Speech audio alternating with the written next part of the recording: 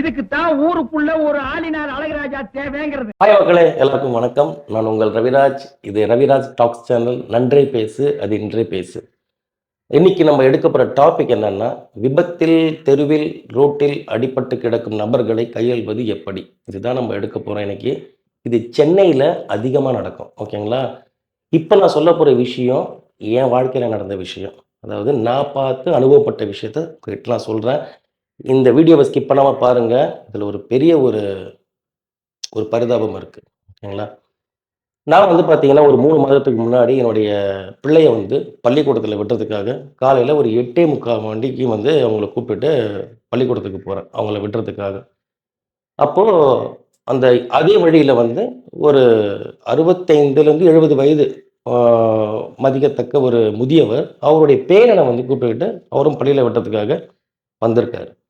நான் என் மகள கொண்டு போயிட்டு, ஆ பள்ளியில விட்டுட்டு திரும்ப வரேன். அப்ப இவரும் போய் அவங்க பேரன விட்டுட்டு திரும்ப வந்திருக்காரு. எனக்கு முன்னாடியே இவர் வந்திருக்காரு. ஒரு 5 நிமிடத்துக்கு ஒரு முன்னாடி ஒரு கேப்ல போயிருக்காரு. அப்போ நடுவழியில இவருக்கு என்ன ஆயிருக்குன்னா, ஸ்ட்ரோக் வந்து கீழ விழுந்துட்டு இருக்காரு. என்ன பண்ணியிருக்காங்கன்னா, தண்ணி மட்டும் குடுத்துருக்காங்க. தண்ணி வந்து வாயில ஊத்திருக்காங்க. தண்ணிய வந்து முகத்த கழுவியிருக்காங்க. கழுவிட்டு இருக்காங்க. எப்பயுமே எனக்கு ஒரு பழக்கம் இருக்கு. ரோட்ல ஏதாவது யாருக்காவது அடிபட்டு கிடந்தா, நான் இம்மீடியட்டா இறங்கி போய் பார்ப்பேன். அது எப்பேர்ப்பட்ட பிரச்சனையா இருந்தாலும் நான் சமாளிப்பேன். இது என்னுடைய என்னுடைய பழக்கம். ஓகேங்களா? நான் யாரையும் குறை சொல்லல. அவங்கவங்களுக்குள்ள பயம் அது. எனக்கு அந்த பயம் இல்ல. அது வந்து நான் உடனே இறங்கி போய் பார்க்குறேன் அந்த தாத்தாவ. பார்த்தா அவர் வந்து டோட்டலா வந்து கண்லாம் இழுத்துக்கிச்சு அவருக்கு. உடம்புல எந்த ஒரு ஆக்ஷனும் இல்ல. அசைவுகளே இல்ல. உடனே ஒருத்தர் என்ன பண்றாரு, பொளிச்சு பொளிச்சு அந்த தண்ணி எடுத்து மூஞ்சில அடிக்கிறாரு. நான் உடனே சொன்னேன், "சார் நிப்பாட்டுங்க. தண்ணியெல்லாம் அடிக்காதீங்க. அது மூச்சு திணறல் இன்னும் அவருக்கு. 2வது தண்ணியும் குடுக்காதீங்க இப்போதைக்கு." ஓகேங்களா? இது வேற என்னன்னு தெரியாம நம்ம வந்து தண்ணி குடிப்பாட்டுறதோ, தண்ணிய முகத்துல அடிக்கிறதெல்லாம் பெரிய தப்பு அதெல்லாம். நான் என்ன பண்ணேன், இமிடியேட்டா அவர படுக்க வச்சு கொஞ்சம் அவருடைய மார்பு பகுதியில வந்து கை வச்சு அமுக்கி பார்த்தேன். ஓரளவுக்கு கொஞ்சம் அசைவு இருக்கு. கை, கால் வந்து நடுங்குது அவருக்கு. உடனே என்ன பண்ணேன், ஒரு போற வழி ஒரு ஆட்டோவ மடக்குனா, அவர் ஆட்டோ என்ன அவசரத்தில போறாங்களோ தெரியல. அவர் நிப்பாட்டல. ஒரு கார் வந்தது. உடனே அந்த கார் டிரைவரு உண்மையிலேயே ஒரு நல்ல மனிதர். அந்த கார் நண்பர் அவரு.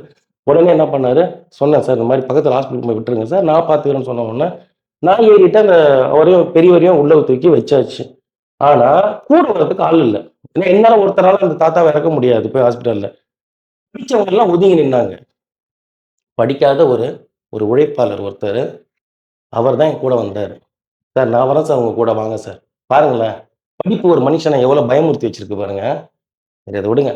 அவர் தான் என் கூட வந்தாரு. உடனே வந்து கார்ல கூப்பிட்டுக்கிட்டு ஒரு 2 ஹாஸ்பிட்டல், 3 ஹாஸ்பிட்டலுக்கு போறோம். அந்த ஹாஸ்பிட்டல்ல பார்த்தீங்கன்னா, ஒரு ஹாஸ்பிட்டல்ல டாக்டர் இல்ல. ஒரு ஹாஸ்பிட்டல்ல வந்து ஆளே இல்ல. இன்னொரு ஹாஸ்பிட்டலுக்கு போறோம். அங்க வந்துட்டு நர்ஸ் அம்மா வந்து நேரா வந்து என்ன பண்ணாங்க, அது காருக்குள்ளேயே வச்சுக்கிட்டு, அதாவது ஸ்ட்ரக்சரும் ரெடி பண்ணல, எதுவும் ரெடி பண்ணல. காருக்குள்ளேயே வச்சுட்டு வந்து டார்ச் அடிச்சு கண்ல பார்த்தாங்க. நாடி பிடிச்சு பார்த்தாங்க. பார்த்துட்டு, "சார் இவங்க இறந்துட்டாரு இவரு" அப்படின்ட்டாங்க. எனக்கு என்ன சொல்றதுன்னே தெரியல. அவர் என் மடியில தான் இறந்தாரு. இது நடந்த சம்பவம் இது மடிப்பக்கத்துல. என் மடியில தான் இறந்தாரு அவரு. எனக்கு கொஞ்ச நேரத்துல என்ன பண்றதுன்னு தெரியல. என் கண்ல வந்து தண்ணி வந்துருச்சு. என்னால எது பதிலே சொல்ல முடியல. நான் அப்போ கேட்கிறேன், "ஐயோ! இந்த தாத்தா வீடு கூட எனக்கு தெரியாதுங்க." அவர் பர்ஸ்ல எதுவுமே இல்ல. அப்ப அந்த கூட வந்த நண்பர் சொன்னாரு. அந்த உழைப்பால ஒரு அவர பார்த்தப்ப எனக்கு ரொம்ப புடிச்சது. நான் உங்களுக்கு அடையாளம் காட்டுறேன் வாங்க போலாம்ன்னு சொல்லிட்டு, அந்த கார் எடுத்துட்டு வந்தார் இல்லைங்களா? அவரும் சொல்றாரு, "சார் எனக்கு வேலை சார். நான் என் கார் இல்ல இது. நான் கம்பெனில வேலை பார்க்குறேன் சார். ப்ளீஸ் நீங்க வேற ஏதாவது பார்த்துட்டு என்ன விட்டுருங்கன்னு" அவரும் பார்க்குறாரு. அவருக்கு உள்ளேயே காருக்குள்ளேயே இறந்த உடனே அவர் டிரைவரும் பயந்துட்டாரு. என்னடா என்ன நடக்க போகுதுன்னு தெரியலன்னு சொல்லிட்டு. அப்புறம் நான் சொன்னேன், "சார் தைரியமா இருங்க. ஒண்ணும் பயம்லாம் இல்ல. நம்ம ஒண்ணும் இவர கொலை பண்ணல. இவர் இயற்கை மரணம் தான். என்ன நம்ம காப்பாத்த ட்ரை பண்ணோம். முடியாம போயிடுச்சு." நம்ப நம்ம மேல தப்பு இல்ல சார். வாங்க வீடு காட்டுறேன்னு சொல்றாருல்ல, நம்ம வீட்ல கொண்டு போய் பாடிய குடுத்துட்டு போயிடலான்னு சொல்லிட்டு வீட்டுக்கு போறோம். அதுக்குள்ளேயே இவரு என்ன பண்ணிட்டாரு, அவங்க பொண்ணு நம்பர் வச்சிருந்தாரு. ஃபோன் பண்ணி சொல்லிட்டாரு. இந்த மாரிப்பா உங்க அப்பாவுக்கு உடம்பு சரியில்ல. நாங்க கூட்டிட்டு வந்துட்டுருக்கோம் வீட்டுக்குன்னு சொல்லிட்டாரு. இறந்தத பத்தி சொல்லல. கிட்ட போன உடனே அவங்களுக்கு 2 பொண்ணுங்கன்னு நெனைக்கிறேன். 3 பொண்ணுங்கன்னு நெனைக்கிறேன். ஒருத்தவங்க அமெரிக்கால இருக்காங்க. 2 பொண்ணுங்க. அதுல சின்ன பொண்ணுன்னு நெனைக்கிறேன். உண்மையிலேயே அந்த தந்தைய பார்த்து அவங்க விட்ட கண்ணீர், அவங்க எகிறி எகிறி குதிக்கிறாங்க. அந்த கார்லருந்து இறங்குறப்பவே அவங்களால முடியல. படுத்து உருள்றாங்க. "எங்க அப்பாவ என்ன பண்ணீங்க? எங்க அப்பாவ என்ன பண்ணீங்கன்னு?" கேட்கறாங்க. எனக்கு என்ன சொல்றதுன்னே தெரியல.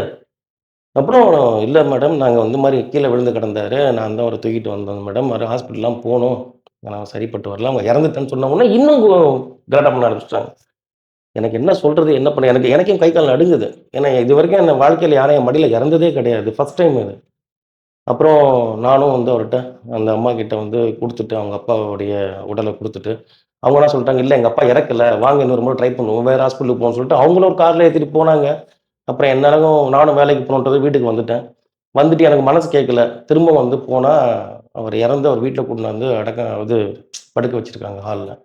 "உங்களுக்கு ரொம்ப நன்றி சார். நாங்க என்ன புண்ணியம் பண்ணோம்னு தெரியல.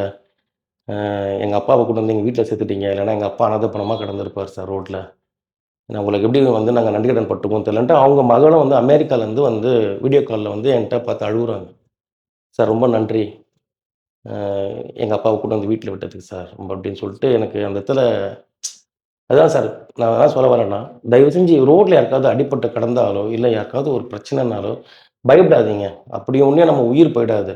போலீஸ் ஸ்டேஷன்ல கூப்பிடுவாங்க, பதில் சொல்ல பண்ணுவோமே!